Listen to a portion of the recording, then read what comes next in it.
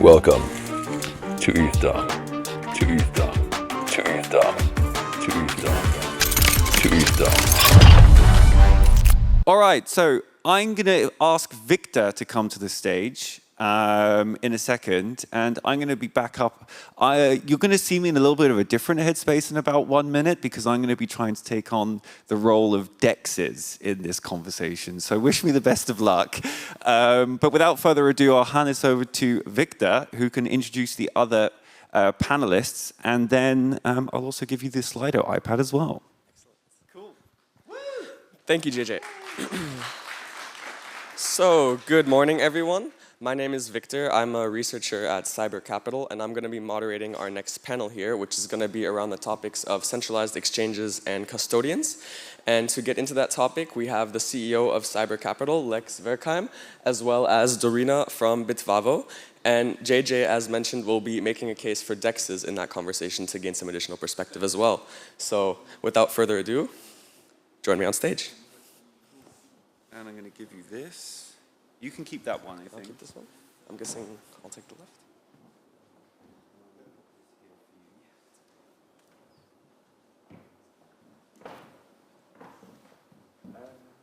Yeah, yeah, I was going to sit by myself. Sorry, man. I got one. Alrighty. So our first topic that I wanted to get into was around the topic of listings. Maybe starting with Lex, but of course you can take this in any order you guys want to. With all of the new regulation coming in, listing availability of assets is a topic that's often, I guess, under pressure. And I was wondering from all of your perspectives how the regulation around the listing of assets affects your businesses, affects the way you're forced to operate, and how that maybe has hindered, slowed things down, or maybe adds some risk mitigation. Okay, then I'll get started on this. Yeah, indeed, as centralized exchange, in the process of becoming a CASP under MiCA very soon, and there's already a couple players in Europe that do have to adhere to the rules.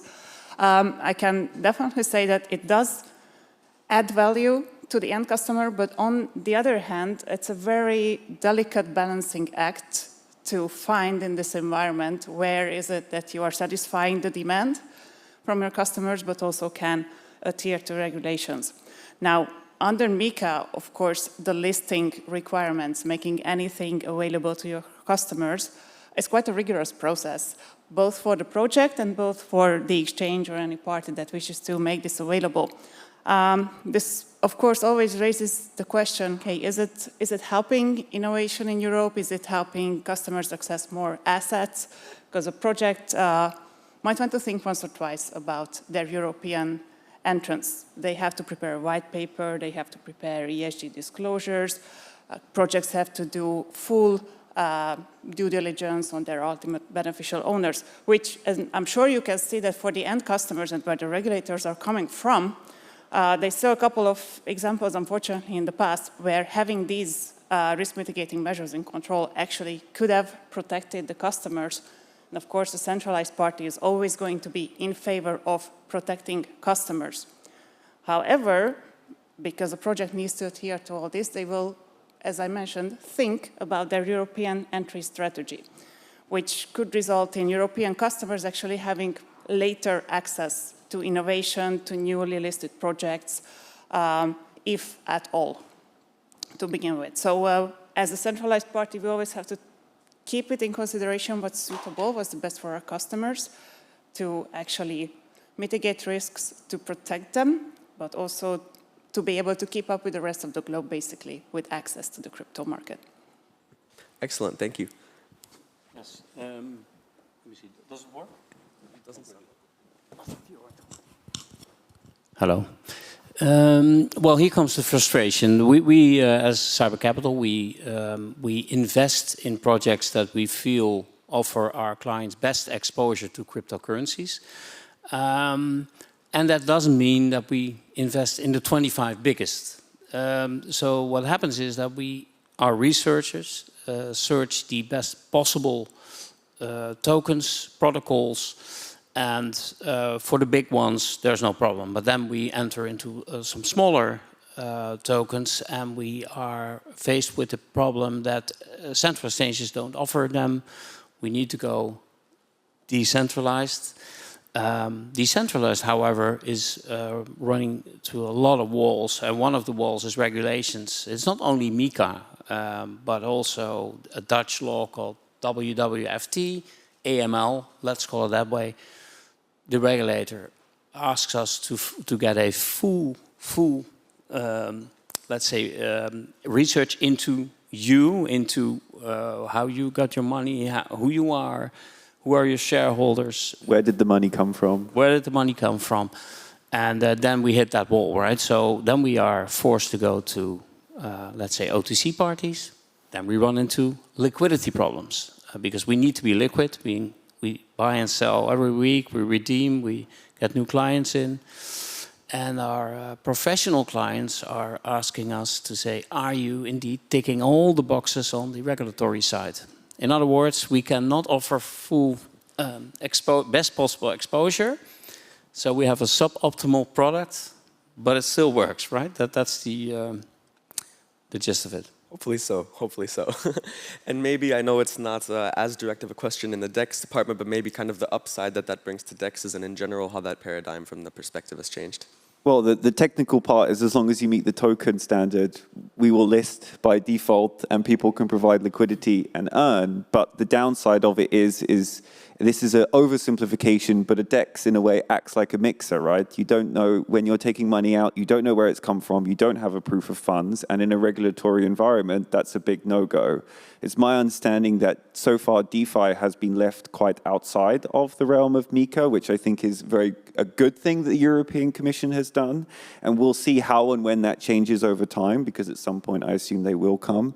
But I think ultimately one movement within DeFi is this concept of institutional DeFi or permissioned pools. That is a potential fix to provide that tracking of funds and that proof of funds, but has not yet hit mainstream adoption for whatever reason. But the other thing I want to say is that consumer protection is, as a DEX, if I'm representing the entire DEX industry, I do not want to offer consumer protection because then I am not decentralized, quote unquote. And so that is where for the vast majority of users that are onboarding, you do want to have the consumer protection because as we've seen in the recent meme coin cycle, these meme coins, people, if you treat crypto as a SaaS product, people are coming in, they're losing money and they're churning, quote unquote, and they might not come back. Whereas in a decentralized exchange, of course, that can still happen depending on what you buy. But very well said. Thank you guys for your inputs there. I think what you mentioned, Lex, particularly is interesting and might lead us into sort of the next issue or topic that is of interest for all of us, which is liquidity. I can definitely understand that as an institution, liquidity is important to provide your clients with, I guess, trustable assets and to ensure them that their money is indeed safe. And what JJ alluded to with kind of these DEX-CEX hybrid models not really gaining adoption, but it is, at least from a technological perspective, something we've been seeing certain exchanges do, whether it's offering an on-chain wallet where you can use your own DEXs or even sharing liquidity between order books of CEXes and DEXs. How do you guys view that space evolving? And do you think that truly solves these problems, or it's more of kind of a hybrid attempt that, due to the DEXs still being evolved, may actually not be such a great solution in the long run? Yeah, I think this hybrid model is, indeed, especially in Europe, still not gaining a lot of traction for the time being. Yeah, it definitely combines both the best and the worst of both worlds. It does give some more flexibility towards offering assets as well, of course, and more transparency with regards to on-chain proof of reserves. Yeah, the KYC, the pools, as you mentioned, is a good first step towards this.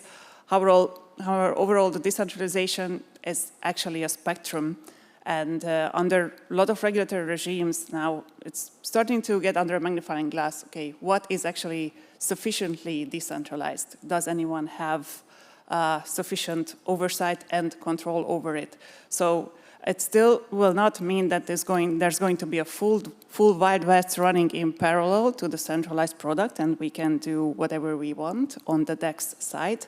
However, it does enhance transparency and flexibility, and I think there's also a longer-term game but that we see outside of Europe by offering decentralized pools as well, not necessarily only for cryptos for now, but potentially if we're going towards tokenization of further assets, which could also enhance the offering of these platforms.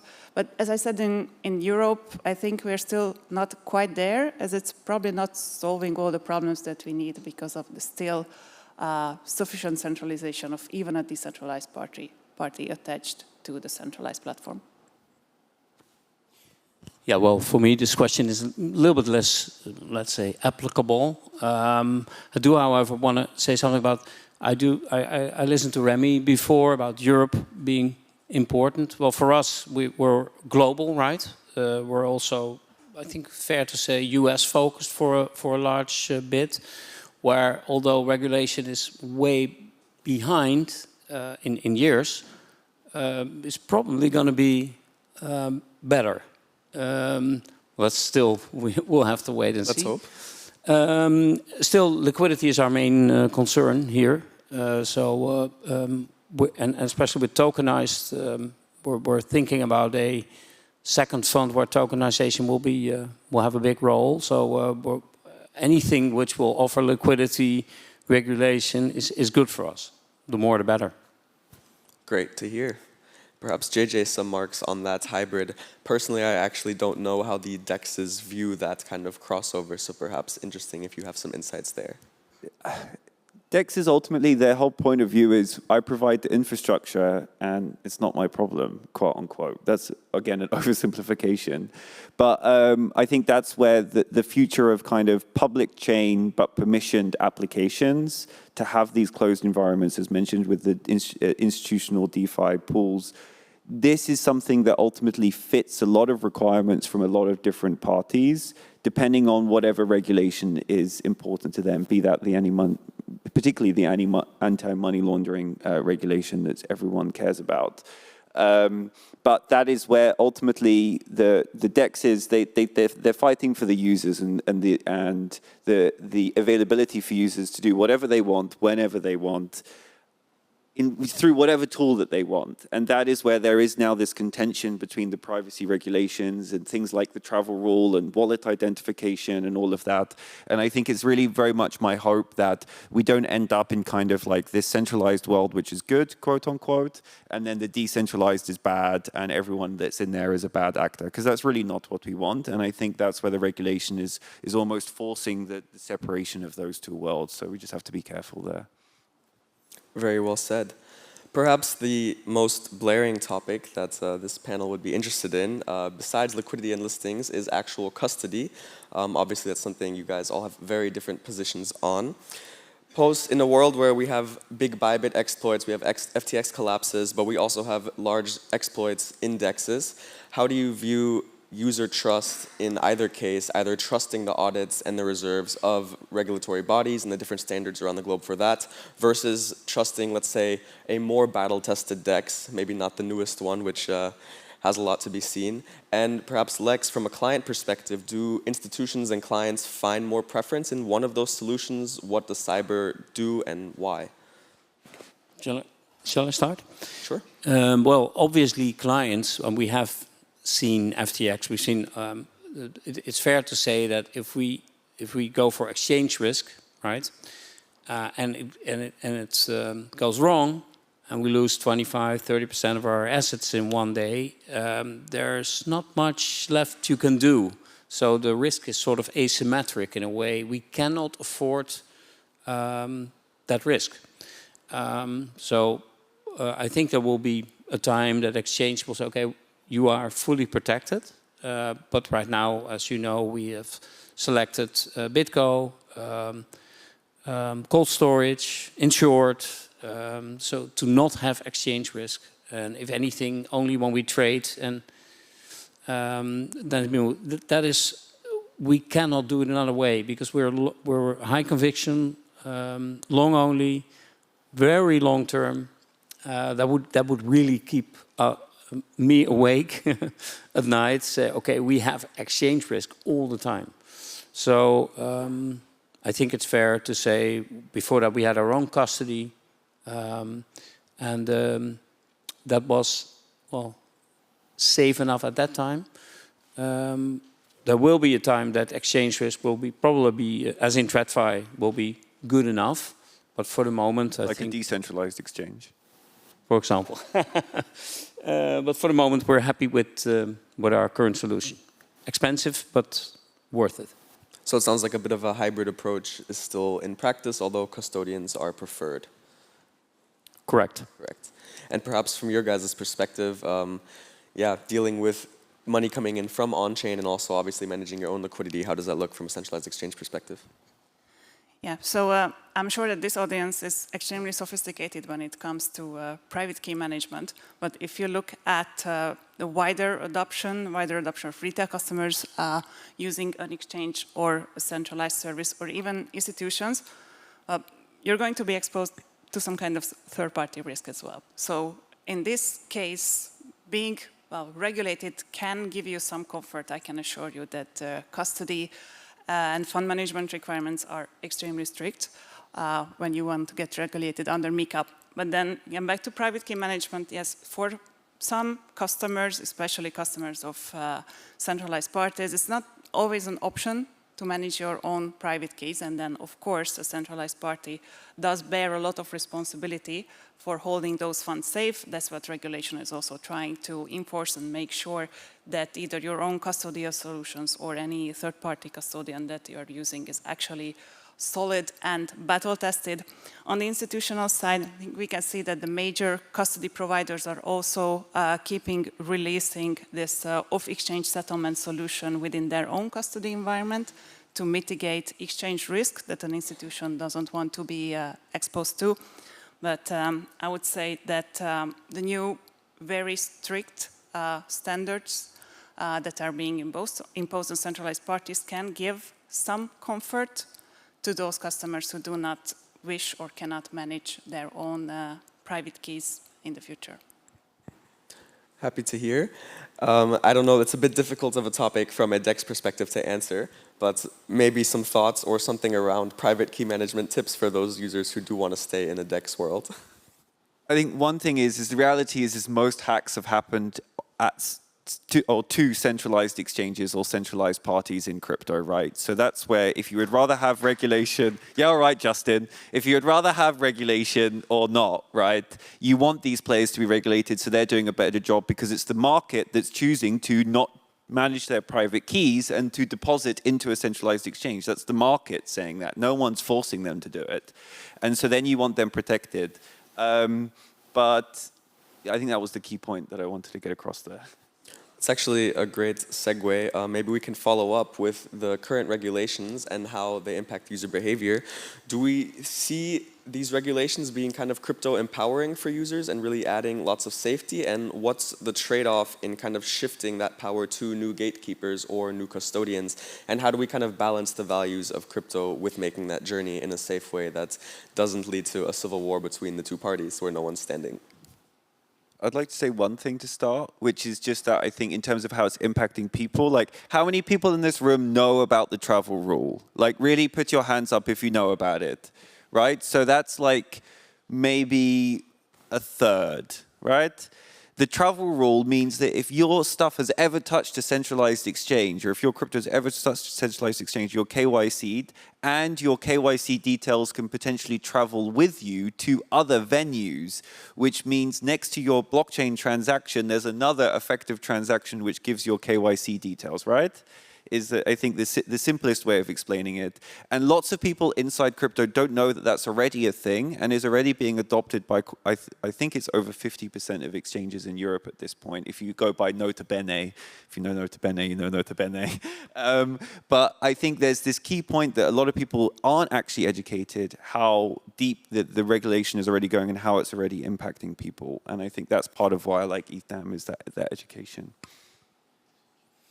Well, I have a different answer on your question, which is that regulations are pushing towards the bigger protocols, tokens, and that gives sort of the audience the wrong idea that big is good.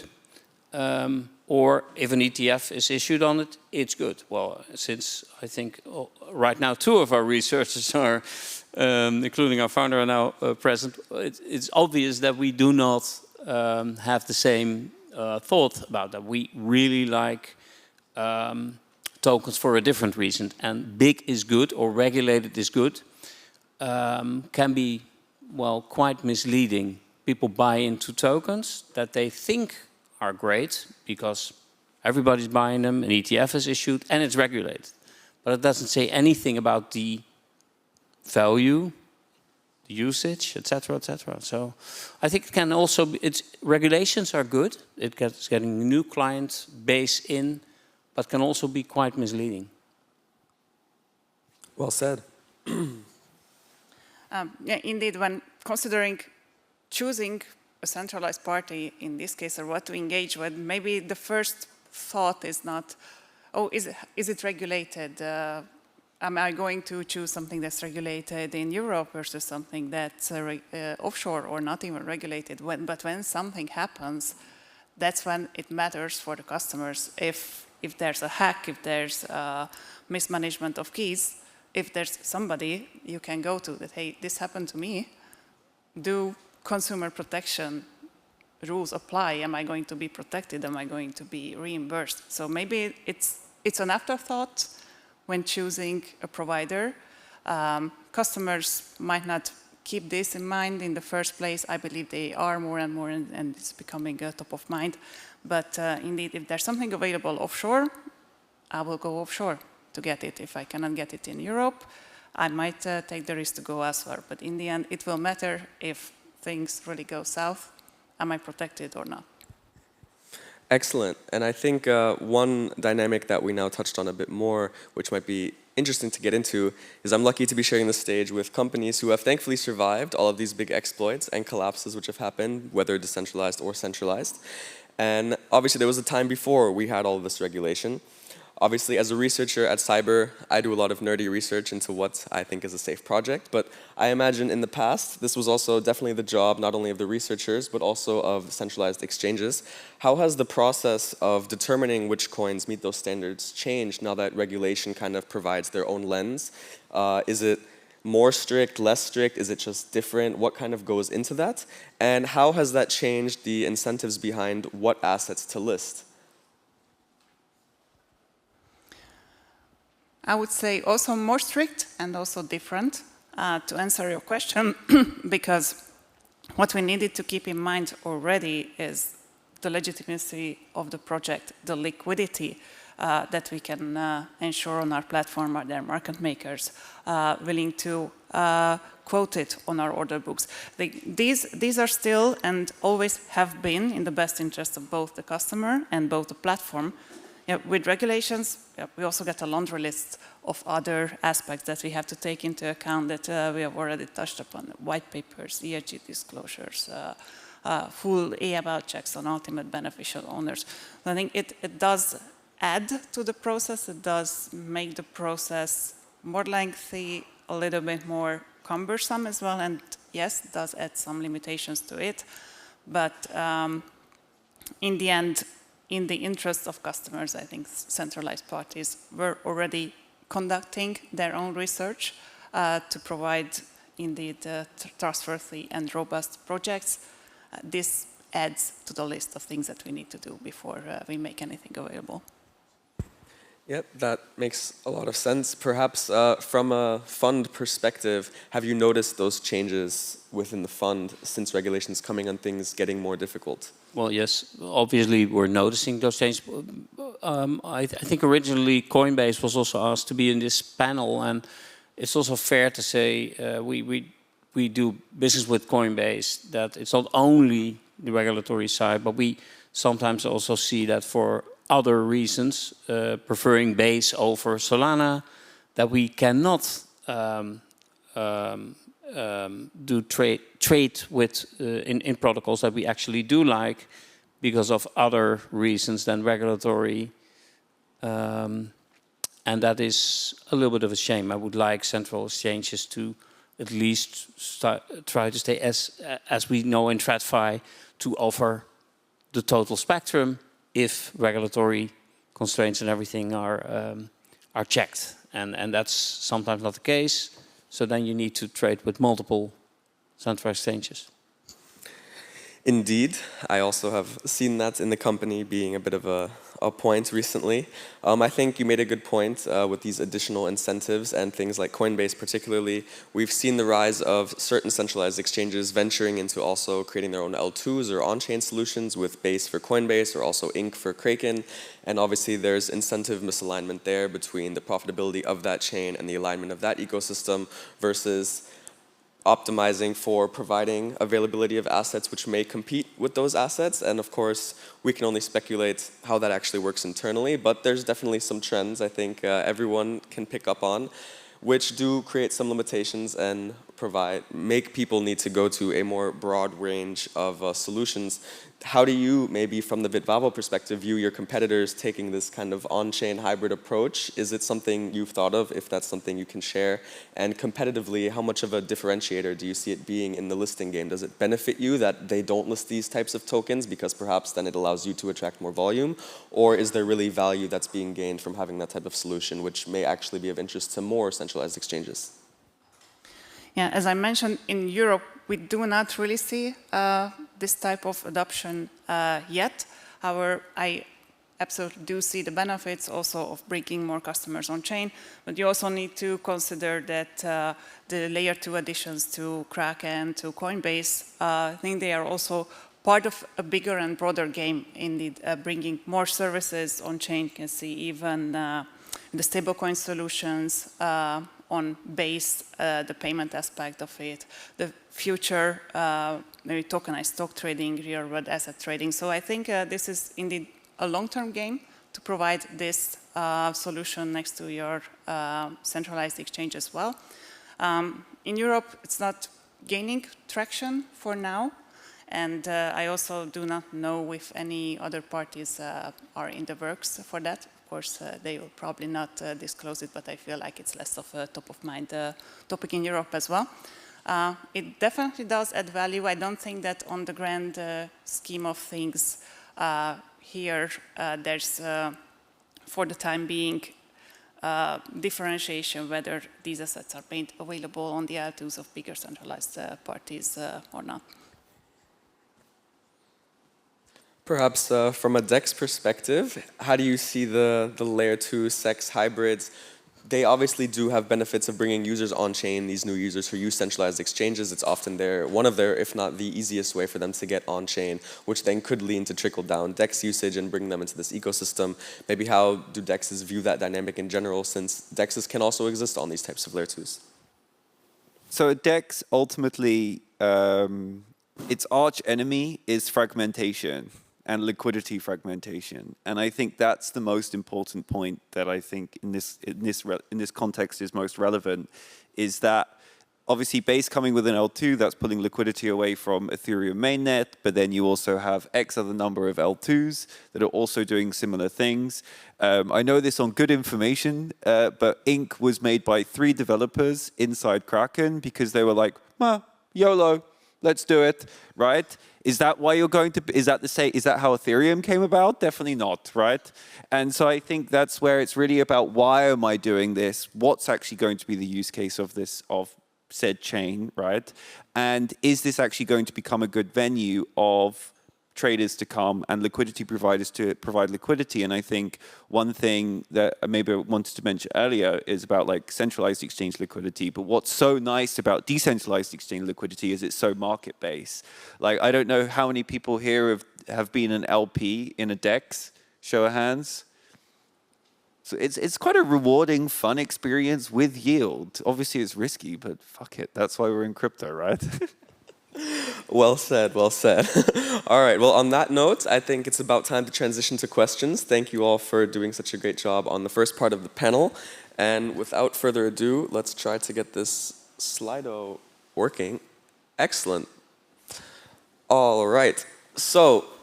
It's easier if you read it and we listen. Yeah, definitely. Let's not break necks here. All right, so first question, good one. Do you think that MiCA's delisting of decentralized stablecoins and non-compliant coins like USDT is a first step towards a CBDC? Dangerous question. And maybe if we want to soften the intro, how do you view the delisting of USDT affecting your businesses in general before getting into the CBDC comment? Well, obviously not good. Every delisting is, you don't want to see, when you're in a growth market, you want to see listings, not delistings, right? And when, especially see liquidity leaving or pair trading or everything that's surrounding that, those are not good signs. You want to see the opposite of that. And it's not only, I think it's the regulators as well that need to rethink that and see why are they delisting. The first part of the question, I don't think it's going to create a case for CBDCs, but I do think it should create a case for rethinking the regulatory framework. Great. And from the centralized exchange side? Yeah, I can also second that, because whether we like it or not, global crypto liquidity is still very much denominated in USDT.